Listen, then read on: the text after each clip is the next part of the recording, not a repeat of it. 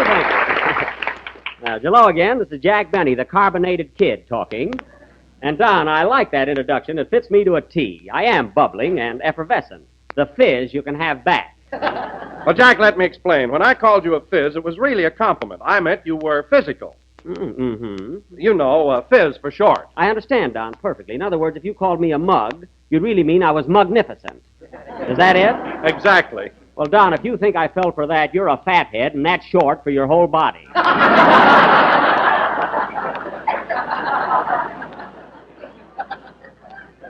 Anyway, Don, let's not get into a routine because I know how you appreciate a good story. And I heard a gag a few minutes ago that will positively put every one of your chins in motion.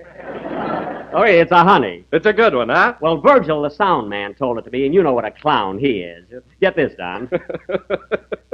Don, I haven't even told you the story yet. What are you laughing at? Is it the one about the nearsighted old maid that buried the midget? No, heavens, no, Don. Heavens, not that one. This is a brand new story. Get this. There was a fellow walking down the street, and he was leading a pink alligator on a leash, when all of a sudden it started to act up and snap at him. Uh-huh. So the guy got annoyed, turned around to this pink alligator and said, "You better behave yourself, or I'll take a bromo seltzer, and that'll be the end of you." Isn't that terrific, Don? Oh, it sure is. That Virgil has a great sense of humor. Yes, Gee, that was a funny story, Mr. Benny. Oh, Dennis, I didn't see it. Did you like it? Yeah, but there's one thing that puzzles me. What? If the man was walking down the street, where did he get the bromo seltzer? Well, I don't know. He probably had a box of it in his pocket. Oh, then I guess he had a glass of water in his other pocket. Yes, Dennis, and a banjo on his knee.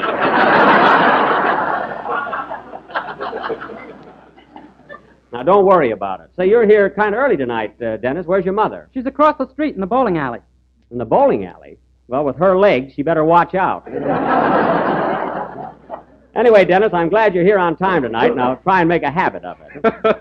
You know, Jack, I can't get over that story you told me. It's silly, but I get a great kick out of it. Isn't it ridiculous?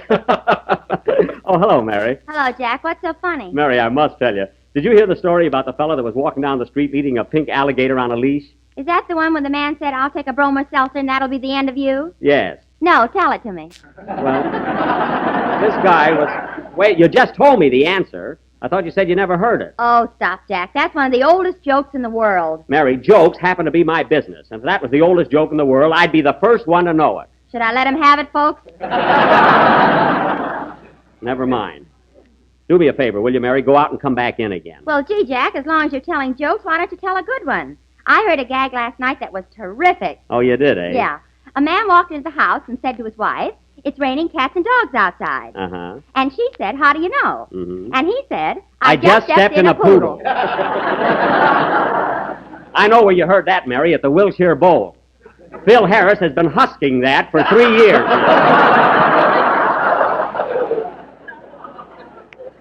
That's his theme joke. You know, Don, Phil's idea of humor is really pitiful. Oh, I don't know about that, Jack. I was at the bowl one night, and the people screamed at him. Sure, they scream at him. Every time he finishes a gag, he has a waiter throw a custard pie in his face. That's why. I didn't see anybody do that. Oh, well, you must have been their bucket of water night. That's his idea of changing material. Well, I'll say one thing about Phil. He sure attracts the young collegiate crowd. All the college boys go there. They have to go there, Mary. That's part of their initiation.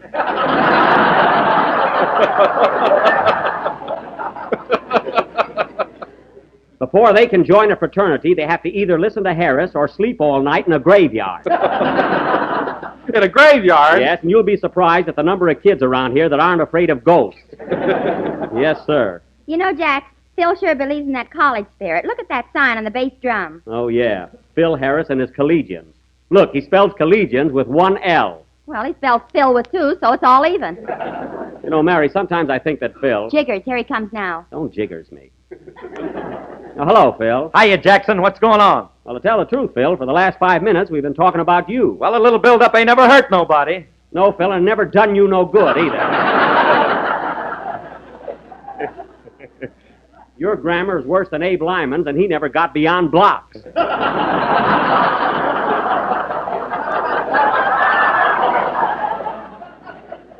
Well, who cares about grammar? I got other things to worry about. Oh, I can imagine. Say, Phil, I noticed that new sign you got on the bass drum. What happened to that corny painting you used to have there? Corny? Yeah, you know, the one with the yellow moon and the green river and the purple trees. Remember that one, Mary? Yeah, he used to call it Dipsy Doodle by Rembrandt. That's the one. Whatever happened to that painting, Phil? I sold it to the Metropolitan Museum in New York. You mean the Museum of Fine Arts? I don't know what they got there, but that's the joint that bought it. Phil, are you crazy? Crazy nothing. Someday that picture will be hanging in Paris, right next to the Mona Lulu.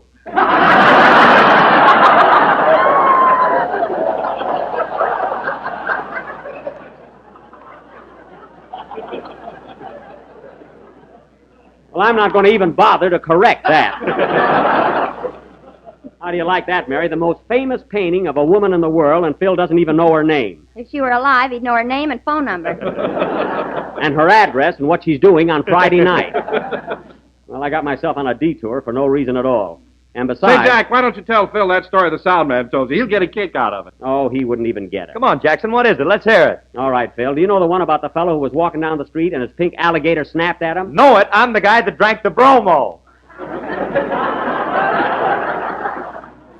There you are, fellas. He's always got a brilliant comeback, even if he has to make a bum out of himself. Oh, Dennis, Yes, please? how about a song before we get involved again? Okay, Mr. Benny. I'm going to sing an old favorite by Stephen Foster called Jeannie with the Light Brown Hair. Oh, that's swell, Dennis. I love those old songs. Old songs, old gags. What this program needs is glands.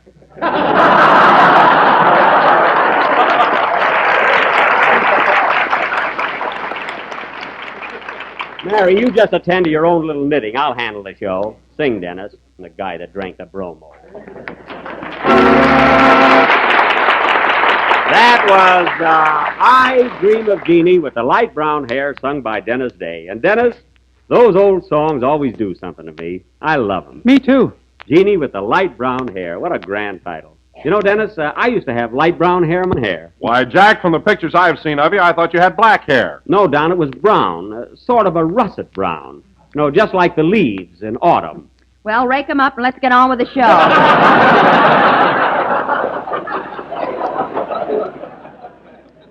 Mary, I wish you'd stop with those interruptions. Anyway, Dennis, I noticed another thing. Your singing seems to improve every week. You're gaining poise and confidence. Well, thanks, Mr. Benny. Just think, this is your 7th week on my program. 7 weeks. Gee. Yes, sir. Am I going to get paid pretty soon? Pretty soon, Dennis. And now, ladies and gentlemen, tonight we are going to... Hey, Jackson, why don't you pay the kid? Bill, I intend to pay him. I'm merely holding his salary until he's a little older. I'm teaching Dennis how to save money. Well, he's learning from the top man. Thanks, Miss Livingston. And if I were you, I wouldn't say another word unless you rube it up on the Lum and Abner program. And now, ladies and gentlemen, tonight we are going to... Here you are, Dennis. Did you sing your song yet? Yes, Mother. Well, good evening, Mrs. Day. Good evening. Oh, Mother, you should have been here a few minutes ago. Mr. Benny told the funniest joke. It was rather good. Tell it to her, Dennis. Well, Mr. Benny was walking down the street leading a pink alligator. Oh, stewed, eh? Stewed, it wasn't me, Mrs. Day. Dennis got the story all wrong. I never touch a drop of liquor. Then why have you got that red nose? Because I'm a comedian. What do you think? My tie lights up, too. This story, Mrs. Day, is about a man who takes a bromo seltzer and gets rid of a pink alligator. What's funny about that? Nothing. It's very sad. I'm crying like anything. Oh, what a dame. What's that? I said, oh, what a game. I saw UCLA play Santa Clara yesterday. It was thrilling.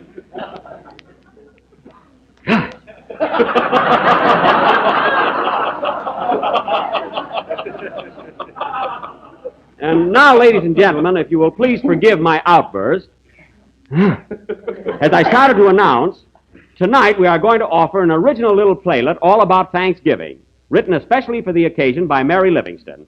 Mary, let me have it, will you? Oh, Jack, I forgot to tell you. What? I changed my mind about a Thanksgiving play, and I wrote a poem instead. A poem? Hey, Mary, you mean to say we're not going to do a Thanksgiving play? No. Gee, and I was all set to be one of them pilgrims. Oh, fine. You'd make a great pilgrim, Phil. Well, I would. Listen, buddy, my ancestors came over on the Mayflower. Oh, did it dock in Dixie? I thought your family always lived in Tennessee. Not originally. You see, we migrated from Massachusetts.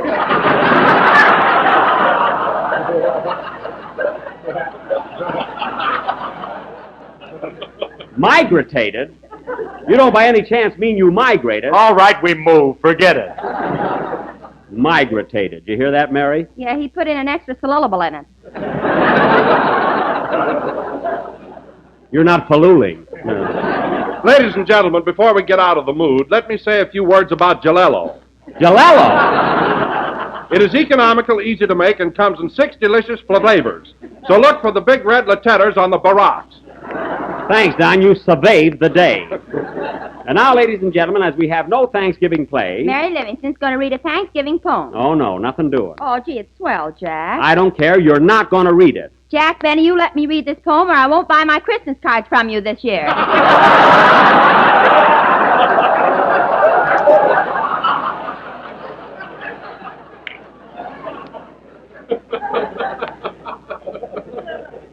All right, a lot I make on the ones you get. You don't even have your name printed on them.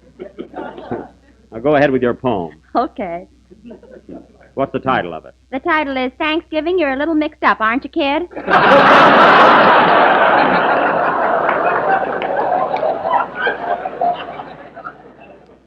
Well, that fits. Go ahead. Oh, Thanksgiving. Oh, Thanksgiving. You are with us twice this year. With your pumpkin pie and dressing and your turkey front and rear. That's the part I always get. The Pilgrims planned in days of yore that you'd come once, not any more. But now you are a double feature, and we don't know which day to greet you. Greet her? That's what I said, you gorgeous creature. Now, don't be funny. Go ahead with the poem. Suppose we had 2 everything, 2 New Year's Eves to laugh and sing, 2 Christmases, 2 Labor Days, and 2 Jack Bennies with 2 toupees. Mary, you're too pressing. Are you through? No, but I'm coming into the stretch. Oh. So Thanksgiving I don't mind. Well. If you're a week before or a week behind. What's the difference? What the heck? The turkey's the guy that gets it in the neck. The end. Very good.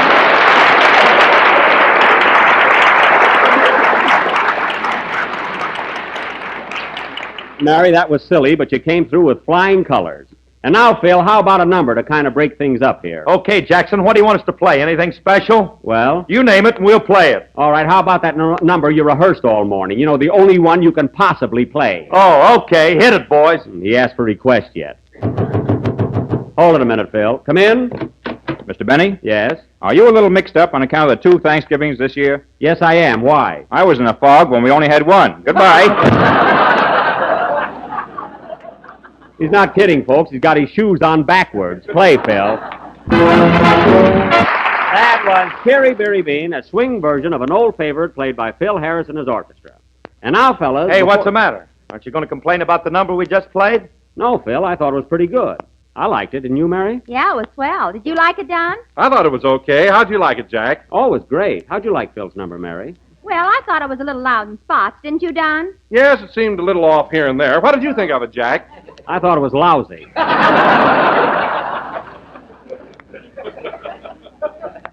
And now, fellas... Hey, what is this, a rib? Yes, Phil, we were just kidding. I thought your number sounded exceptionally good. Didn't you, Mary? Deal me out. I'm tired. Now, fellas, as I started to say a little while ago, and before I forget it, Thursday being Thanksgiving, I want all of you to come over to my house for a real old-fashioned turkey dinner. How about it? Oh, that's great, Jack. We'll be there And with Dennis, this invitation goes for you also. His mother, too? Yes, Mrs. Day, my party wouldn't be complete without you. You don't sound very sincere about it. Well, what do you want me to do, send you a mash note? Glad to have you. The more, the merrier. Good heavens. Say, Jack, is this party going to be like the one you gave last Thanksgiving? What do you mean? I mean, is the turkey going to be leg of lamb? Don't worry about that, Mary. This is going to be a real dinner. I've got the biggest, fattest, juiciest turkey you ever saw. Where'd you run over it? I didn't run over it. It's a live turkey. I got it in my garage right now. It's roosting on my Maxwell. That's all that car needs. Well, you wait till you see that bird. I bet it weighs 65 pounds. 65 pounds? Why, Jack, you must be mistaken about that. Oh, no, I'm not, Don. I had it on the scales. It's an enormous thing. 65 pounds. Oh, you're kidding. I'm not kidding. Wait till next Thursday and you'll see for yourself. It's going to be a swell party. How many people are you expecting, Jack? Well, there'll be our gang, and then I invited Clark Gable and Carol Lombard, Bob Taylor and Barbara Stanwyck, Tyrone Power and Annabella. Oh, Jack, you always ask them to every party you give, and they never show up. Well, Why don't you stop inviting them? I can't stop now. They'll think I'm mad at them. You know how it is. How can they be mad at you when they don't even know 'em? I don't even know them. Listen, Phil, I know every one of those stars personally. Sure, Jack sells them their Christmas cards. Mary, will you stop harping on that? The only reason you ever got cards from me is because I happen to have some left over. Every year. Oh, quiet. Now, don't forget, fellas, Thursday night at my house. Oh, Okay, we see that, okay, Jack. You Jack. know that. Boy, we're going to have a big turkey and cranberry sauce and mashed potatoes. And, Don, guess what kind of Jell-O we're going to have for dessert? Strawberry, No. raspberry, No. cherry, No. orange, No. lemon. No. Give up? Yes. Lie.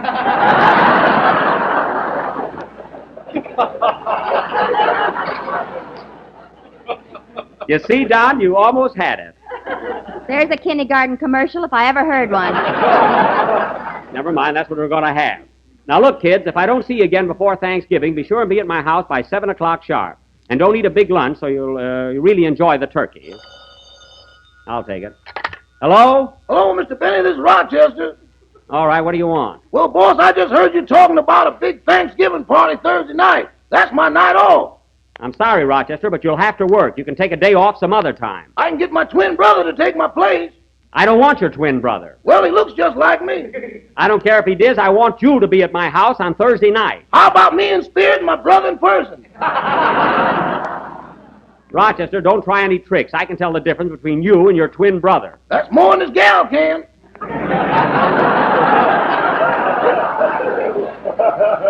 Never mind. Now, look, Rochester, I want you to get that turkey up to 70 pounds by Thanksgiving, so go out in the garage and feed it. I'm working on the Christmas cards. They can wait. Now, go out in the garage and feed the turkey. Okay. Oh, say, boss, I meant to ask you something about that bird. Are you sure it's a turkey?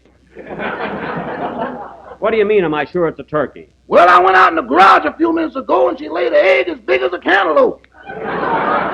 As big as a cantaloupe? What are you talking about? Not only that, but every time I go in there, she sticks her head in a bucket of sand. What? Boss, you bought an ostrich. I bought an ostrich? That's right. She just ate the headlights off your car. The headlights? How do you know? She had 2 Adam's apples, and they were going down fast. It's all your fault, Rochester. You were with me when I went shopping for a turkey. Why did you let me buy an ostrich? I told you it was a pretty big bird for the money, but you know you.